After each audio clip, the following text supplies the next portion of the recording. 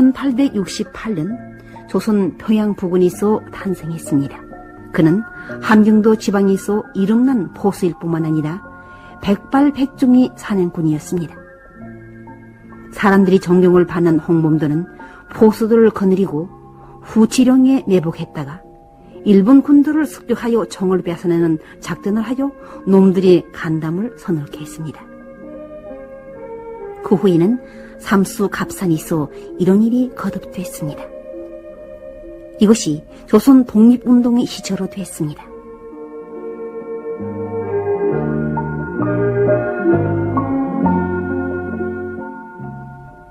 (1907년 11월에만) 해도 일본군과 의병대 간의 충돌이 37번이나 됐다고 합니다. 1908년에는 의병대원의 수가 800여 명까지 달했습니다. 민간에서는 홍범도의 용감성과 남다른 지혜를 찬양하는 전설들이 전해졌는데 이 모든 전설은 어느 것이나 다 현실적인 것이었습니다. 홍범도는 동해 번쩍 서해 번쩍 하면서 불시에 나타나서 일본 수비대와 그의 앞잡이들을 때려부시고 자취를 감췄기에 사람들은 그를 신출 귀몰, 즉 귀신같이 나타났다가 귀신처럼 없어진다고들 말했습니다. 1910년 홍범도는 현실한 대원들을 거느리고 만주 국경 장백현에 이동하여 여기서 의병들을 훈련시켰으며 무기와 탄약을 만들었습니다. 일본 군대는 홍범도 의병대를 섬멸하기 위하여 도벌 작전을 시작했습니다. 그래서 홍범도 부대는 1913년 러시아 몬동으로 넘어왔습니다. 몬동이 자리 잡은 의병대는 자주 만주로 넘어가 일본 소비대를 섬멸하곤 했습니다. 위대한 사회주의 10월 혁명의 승리는 조선 의병들에게 큰 충격을 주었습니다. 1919년 봄에 홍범도는 200여 명의 의병들을 거느리고 만주와 조선에서 일본 군국주의자들을 경멸한 크고 작은 전투를 여러 번 진행했습니다. 그때 홍범도의 이름만 들어도 일본군은 치를 벌벌 떨며 도망치곤 했습니다. 홍범도는 전략과 전술에서 뛰어난 재능을 발휘했으며 백발백중의 면사수였습니다. 지금 그자르다에서 연금 생활을 하고 있는 조국전쟁 참가자인 김다비드 페도세이치는 홍범도와 만났던 지난날을 돌이켜보며 이렇게 말했습니다. 내가 1930년에 원동에서 군대 복무를 할 때에 홍범도를 봤습니다. 홍범도 오른쪽 쇠임이 올리나고 왼쪽 거는 내리놨을 때다. 그래 우리 군인들이 물었습니다. 어떻게 돼서 오른쪽 쇠임이는 올리놨는가 하니 홍범도 대답하기를 내가 독립군 댕길 적에 너무도 총과목을 오른쪽 면에 붙여서 쇠임이 내리나지 못하게 됐다고 이렇게 말했습니다. 홍범도가 담을 할 때 우리 군인들이 물은 말이 있었습니다. 독립군들을 거나리고 밤을 자자고 어떤 농촌을 들어가면 그 안에 탐주군들이 애놈들께 저장해주는가 이것을 모질 공일했다고 합니다. 그래 자다 하다도 가슴이 떨길 때는 제가 제비로 아무래도 이게 잘 되려야 한다. 그래 독립군들이 이거 가지고서 산으로 올라갔다 합니다. 그래 산에 올라가서 산에 가서 밤을 자게 되었다 합니다. 그래 밤을 잘 적에 일본들은 벌써 알고 그 농촌은 싹 돌아싸고 아침에 해올 때까지 밝을 때까지 기다릴 때 있었다 합니다. 그래 그 줄을 알고서 홍범도는 어떻게 했는가 하니까 군인들 모자를 싹 벗겨서 우스타르니 그 우배우고 건게다 싹 꽂아놓고 군인들처럼 해놓고선 아침 일찍하니 일본들 보기 전에 싹 빠져서 도랑 밑을서 그 쏠샘 풀 있는 데를 건겨서 빠져서 나갔다 갑니다. 그런 후에 아침에 뻔할 적에 일본들이 보니까 모자를 보고 독립군이라고서 서로 걸어마다 막 놓게 되었습니다.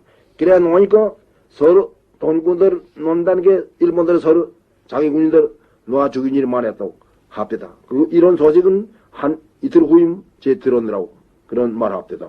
홈도 뭐 말하기를 독립군들이 싸우는데 무기가 없어서 큰 고생을 했다 합니다.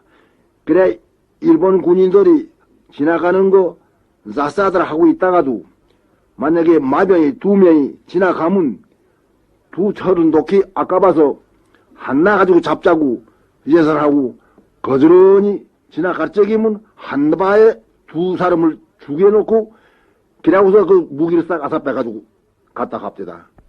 1919년 홍범도의 부대는 조선 북부에 들어가 갑산과 해산을 비롯한 여러 지점에서 일본 식민주의자들에게 큰 타격을 주었습니다. 1919년 3일 봉기가 진압되는 바람에 홍범도 부대의 원정은 큰 지지를 받지 못했습니다. 그리하여 홍범도가 지휘하는 의병대는 투쟁을 계속할 목적으로 만주로 들어갔습니다. 원동이소 소비에트 주권을 위한 투쟁에 참가하기 위하여 홍범도 의병대는 1921년에 러시아 원동이 들어왔습니다. 그때 조선혁명부대와 파티산들은 조선 독립저격여단으로 편성되었는데 이 여단은 이르쿠츠크에서 제5 붉은 군대에 가입했습니다. 홍범도도 이 여단에서 대대장으로 활동했는데 그 후에 그 대대도 붉은 군대 성원으로 됐습니다. 조선이 열렬한 애국자이며 반일 무장투쟁이 적극적인 참가자인 홍범도는 원동에서 소비에트 주권을 위하여 투쟁하는 국제주의 전사로 됐습니다.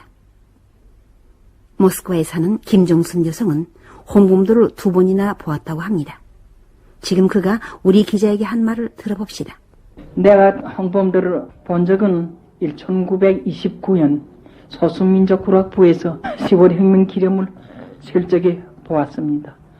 그런데 그 사람에게 언권 권리를 주인 조선 사람을 동원해서 빨치산 운동하던 이야기를 하니 일본 현병은 보는 사람마다 다 죽이고 무기가 없으니까 그 사람이 그 일본들께서 죽인 사람 입어 싹 뺏겨가지고 그 다음에 무장까지 다 사 빼가지고 그래서 겨우 얼마 사람 만들었는가 하니까 50명 고인을 만들어 가지고서 벌써 홍범도 그렇게 일본 현병 잡는다는 그런 소문이 일본 군대에 벌써 소문이 나 있거든.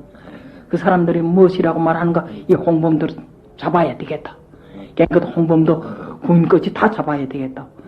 그런데 한 번은 산중에 가서 일본 구인이 500명 이상에 홍범도 구인은 10명에서 더 아야 되는데 포위떡 되는데 그 다음에 홍범도 무엇이라고 꾸려졌는가 하니까 너네 어떤 방면을 위해 하든지 산 위로 올라가라.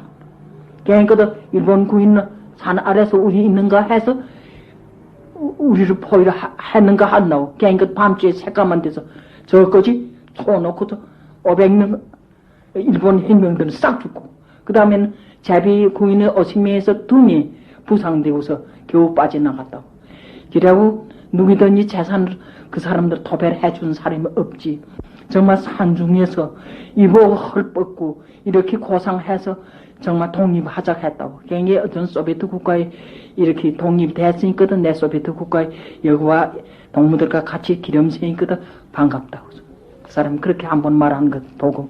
그 다음에 1931년에 내가 6학년 댕길 적에 소학년이 76년 내가 다 그게 조선 빨치산들이 군대 소비에트 국가에서 그 군대를 만들어놨는 거기를 15년 혁명 기념체인데 나를 학교에서 초대자 공부를 잘한다고 주니까 내 참여를 하겠대. 참여를 하니까 보니까 그때 보던 29년도에 보던 홍범도 선생님 그 정말 대장님 빼고 앉은 게 다른 사람만 더 웅정하고 다른 사람 보통 사람만 한 최대 그렇고 벌써 장군님 그렇고 키 크지 최대도 통통하지 힘세게 그런 사람이 턱 앉았더만.